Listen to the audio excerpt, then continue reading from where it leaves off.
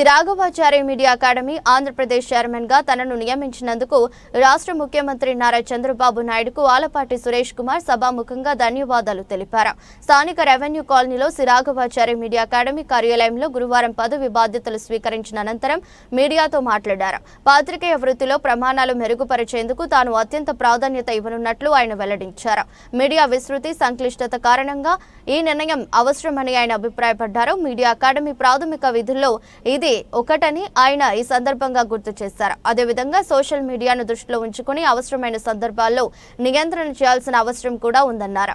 సరియైన సమాచారాన్ని పొందడంలో ఏది ఒక భాగమే అని, కనుక మీడియా అకాడమీ పరిధులు లేకపోయినా ఈ విషయంపై దృష్టి సారించాల్సి ఉంటుందన్నారు. అంతకుముందు తెలంగాణ రాష్ట్ర press academy chairman Srinivas Reddy మాట్లాడుతూ పాత్రికేయుల సంక్షేమానికి కృషి చేయాలని చైర్మన్ గా పదవి బాధ్యతలు స్వీకరించిన సురేష్ కుమార్ కు సూచించారు. మంచి విరుపు ఉన్న కవి అదే థిక్ ఉంది. థిక్ ఉంటేనే ఆ తర్వాత చేవ, ఆ తర్వాత విరుపు వస్తాయి.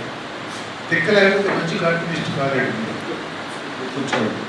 అట్లాగే ఏదో ఒక రకమైన థిక్ అంటే అది నెగిటివ్ ఏంటంటే ఏదో ఒక రకమైన థిక్ బదులు లేకపోతే ఎప్పటికీ మంచిగా చేతి కాలేదు.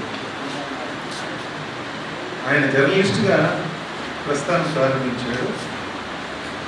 జర్నలిజంలో ఉంటూనే తన రచన వ్యాసనం కొనసాగించారు. కవిత్వం రాయడం కొనసాగించారు. మెయిన్ స్ట్రీమ్ జర్నలిజంలో నుంచి బయటకు వచ్చేసారు. బయటికి రావడం కూడా నేను చెప్పాను సరే కొంచెం తెగినాను. అటువంటి దాని పర్యవసానం అనుకుంటాను. నేను ఖచ్చితంగా నాకు తెలియదు కొంచెం జరిగింది. ఆ మూల తూర్పు అని చెప్పారు చూడండి, తూర్పు వాళ్ళు ఉండేవాడి. తూర్పులో ఒక ప్రత్యేకత ఉంది.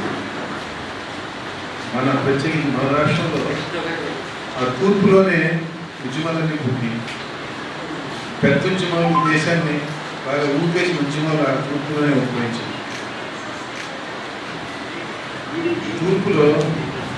తూర్పులో పుట్టిన రచయితలు, తూర్పులో పుట్టిన కవులు, తూర్పులో పుట్టిన విప్లవీరులు అందరూ గొప్పవాడు.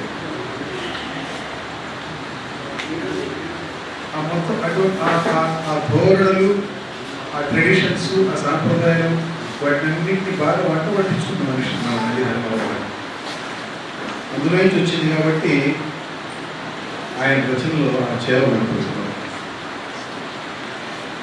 సమాజం పట్ల ఎంతో కొంత ఆర్తి లేకపోతే రాయలేదు. ఏదో ఒక రకమైన అసంతృప్తి, ఏదో ఒక రకమైన భావం